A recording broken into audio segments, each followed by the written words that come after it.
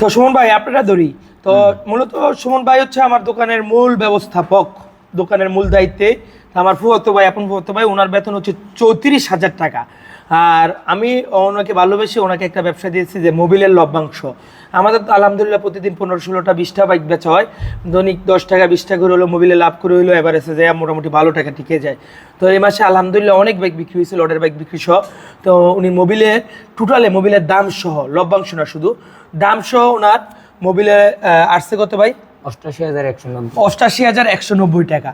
আর 88,190 টাকা। আর আপনার বেতন হচ্ছে 34,000 টাকা। তো আপনি বন্ধ করছেন কয়দিন? 4 দিন। ওনার কোনো উপহার নাই, ওনার হচ্ছে ডাইরেক্ট 34,000 বেতন। আর যদি একদিন বন্ধ করে, 4 দিন বন্ধ নাই, তাহলে 2,000 টাকা করে কাটা। তো এই শর্তে ওনার সাথে কথা বলা। তো 4 দিনে ওনার 8,000 টাকা কাটা, 34,000 টাকাতে 8,000 চলে গেলে থাকে কত? 26,000। আর মোবিলের মিলে কত হয় টোটালে?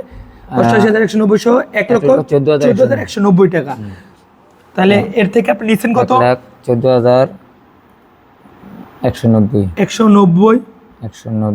মাইনাস 50,800 63,390 টাকা পাইবেন।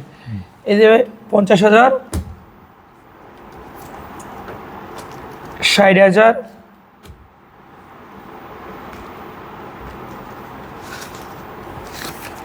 1 2 3 63,000, এই যে 500।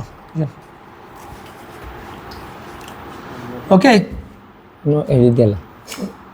এটা লয়ে যান না, আরে এটাই লয়ে যান, এটা বউ খুশি হইব, ভাবি খুশি হইব। আচ্ছা, সবাই ভালো থাকবেন।